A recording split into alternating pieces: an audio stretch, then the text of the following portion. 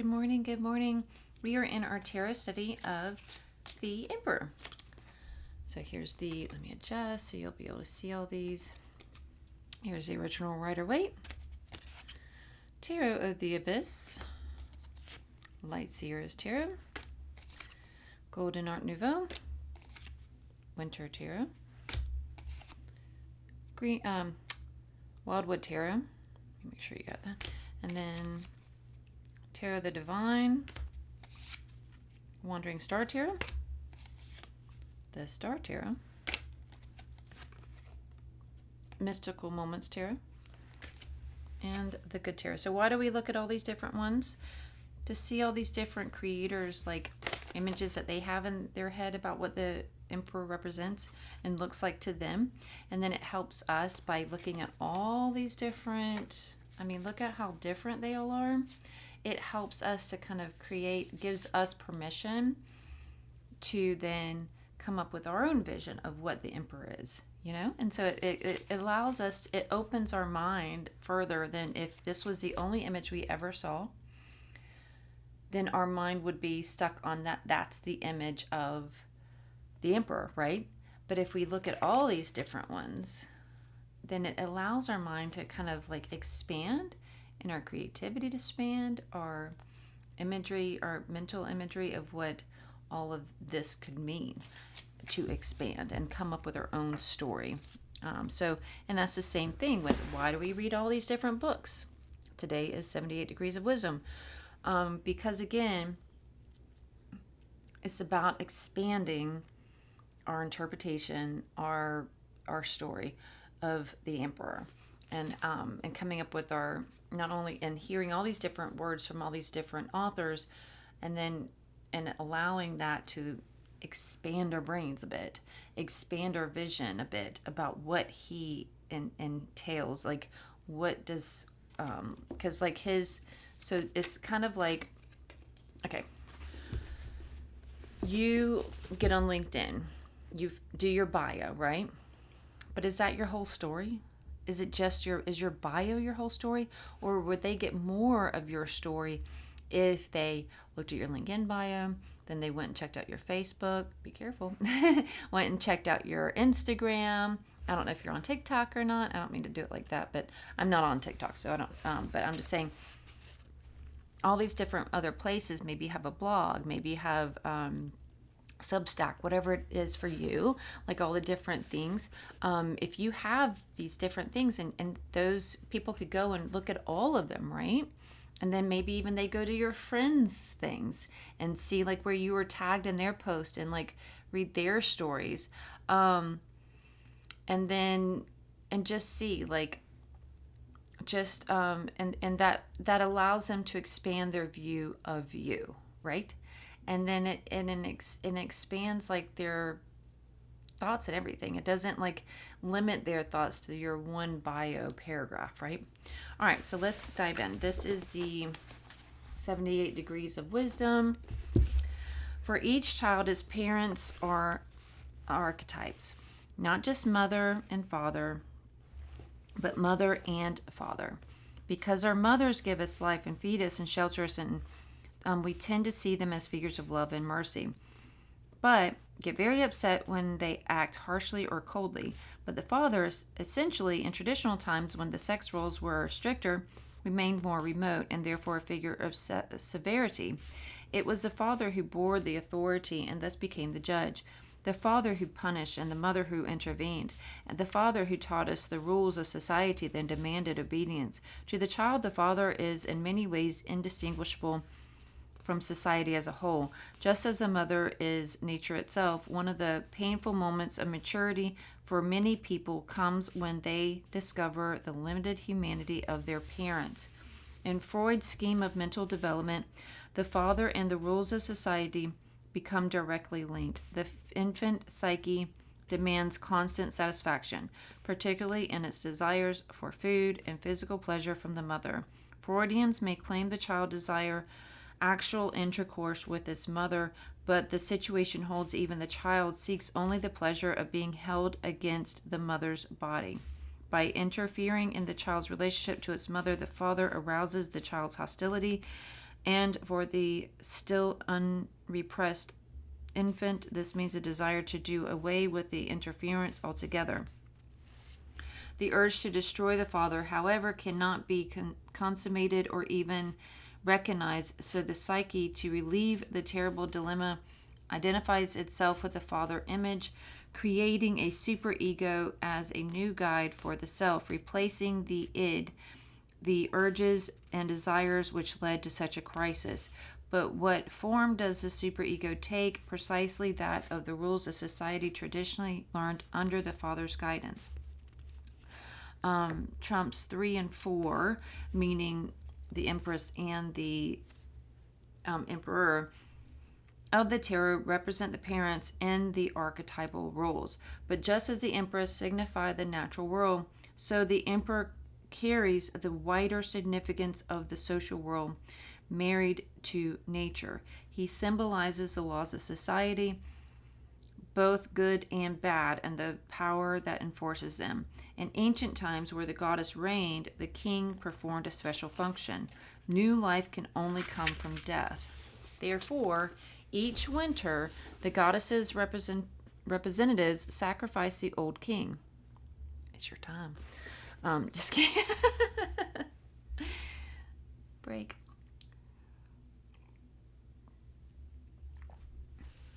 Very often dismembering him. So I don't know why this is. I guess because it's winter, it's like I'm finding a little extra amusement in it. Because I'm like, dun, dun, dun. Okay. Very often dismembering him and planting the pieces in the ground. I'm a very visual person. Therefore, mystically fertilizing the earth. Later, when the male-dominated religions took over, the king came to symbolize the rule of law, which had clamped a lid of repression on what seemed to the patriarchs as the monstrous and chaotic darkness of the old order. We see this drama, much like Freud's substitution of superego for id, in many myths, such as Marduk, the national hero of Babylon, killing Tiamat, the original mother of creation, because she is giving birth to monsters. Whether or not we see the old ways as monstrous or the new as civilized, the emperor symbolizes the abstraction of society, replacing the direct experience of nature. In Rome, the concept of law versus chaos was carried to the point where stability or law and order, to use the modern term, became virtues in themselves, apart from the inherent morality of those laws.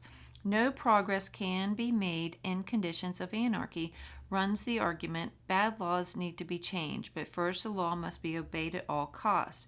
Any other approach can only destroy society. Today we see this viewpoint embodied in an abstraction we call the system. The Romans saw it more concretely in personal figure of the emperor, whom they described as the father of all his people.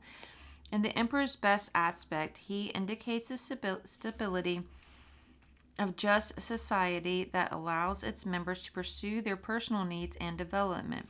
The natural world is chaotic. Without some kind of social structure, we could each spend all our lives fighting to survive. Society allows us both to work together and to benefit from the experience of those who lived before us. Stability allows spiritual development as well.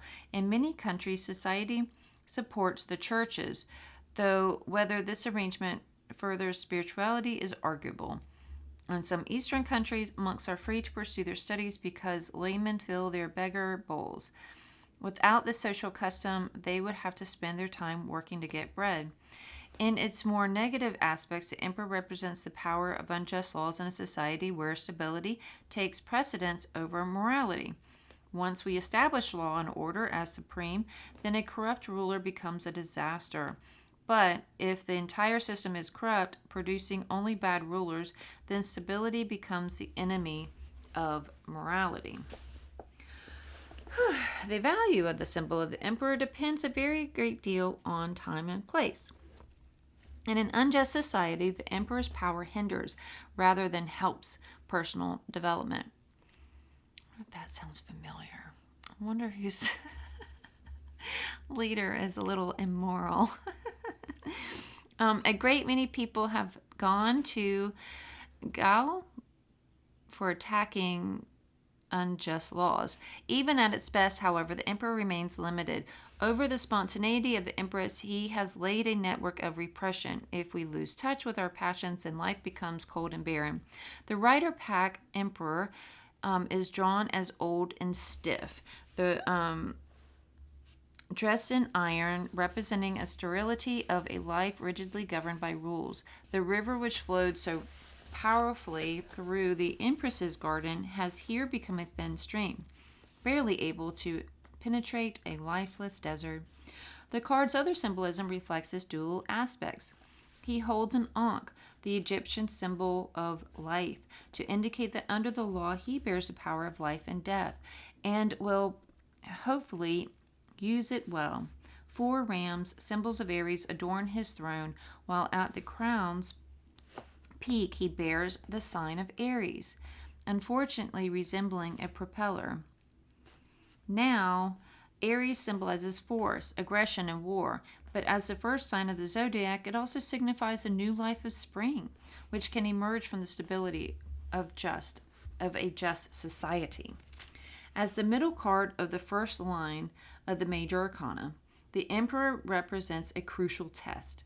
In the process of growing up, it is indeed the rules of society that many people find most difficult to surmount. We must absorb these rules, as well as our society's traditions and beliefs, then go beyond them to find personal code and conduct. This does not mean the attitude rules are made to be broken. People who feel compelled to flaunt all laws remained as bound to those laws as the person who follows them blindly. Because of the Father's role in teaching us acceptably social behavior, people who are trapped at the level of the emperor are often people who never really accepted the ordinary humanity of their father. They may recognize it rationally, but it disturbs and haunts them. Similar problems plague those people for whom the empress remains their mothers, rather than their own passions and sensuality. The idea of the emperor as that of the limited values of social structure arises mainly from Waite and his followers. The picture on the right at the start of the section from Paul Foster Case's Builders of the Adytum, the Bota deck, drawn by Jesse Burns Park, illustrates another tradition. Let me see where that is. Okay, so let me show you that one.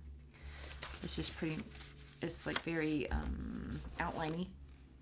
Can you see that? Let me click on, let's see if you can, that'll help. Let me even do, there we go. So there's the 2 different emperors.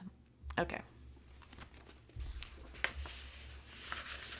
Here the emperor symbolizes the sum total of spiritual knowledge. He is drawn in profile. This is much more common than the Rider Pack full face image, linking him to the Kabbalist image for God as the Ancient of Days, a seated king in profile. The ancient's face was never visible, only his crown with a radiance beneath. The emperor's arms and legs form an equilateral triangle over a cross, the alchemical sign for fire. Arms and legs form an equilateral triangle. Yep. Sorry, I wanted to look and see for myself there. Let me adjust again. Can you see it? Can you see the triangles? Yep. Okay. All right.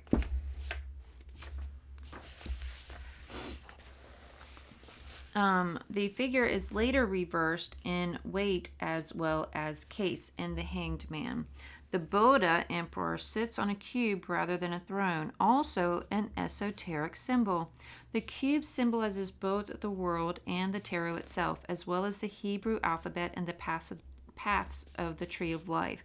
The symbolism arises from the fact that a cube contains 12 edges, 6 faces, 3 axes, and of course a center, adding up to 22, the number of trumps, Hebrew letters, and paths. And because the tree of life is held to represent all creation, the cube symbolizes the universe. In readings, the emperor indicates, following the rider pack image, the power of society, its laws, and especially its authority to enforce those laws. The appearance of the trump indicates an encounter with the law. Again, the good and the bad qualities depend on the context. More personally, the emperor can signify a time of stability and order in a person's life, hopefully opening up creative energy.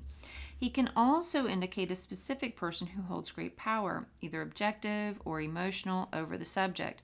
This is very often the father, but it can also be a husband or lover, especially for those people who treat their lovers as substitute fathers to whom they surrender control of their lives. I have seen readings so dominated by the emperor that all of life's possibilities become stunted and unfulfilled. As a card of personal qualities, the emperor can indicate the ability to defend one's territory, to create firm boundaries and vigorously maintain them. He symbolizes the rationalist approach to issues, one that values an analysis and measurement over emotion and intuition. Like the Empress reversed, the Emperor, when upside down, receives those elements complementary to his qualities when he is the right way up. He is, in Waite's terms, benevolence and compassion. New life in a stony desert, but the pendulum can swing too far. The reverse emperor can signify immaturity and the inability to make harsh decisions and carry them through. Amen. And so it is. Ow. I don't know why I just got a pain in my finger. So there we go. 78 degrees of wisdom. And there's your harsh emperor there. And don't forget you have over here the I just love looking at all of these. Don't forget Marcel from the originals. But yeah, so there's, and that looks so good with that book too. I know. Sorry, I'm just going on and on. I just love seeing seeing these side by side with each one of these. That's what I'm doing. I knew I was doing something purposeful. Like the differences there. Like, doesn't this one look so much more approachable, right? This Santa guy, even though he's Santa, he doesn't feel as approachable as this one. This one feels like Santa's brother that is a lot more laid back. And then this is the Star Tarot. So much more going on in this one, right? This one's definitely feels more mystical, all of that. There's that guy. Tarot of Mystical Moments. More large and in charge, right? But in a he felt large and in charge, but also but in an eccentric kind of way, right?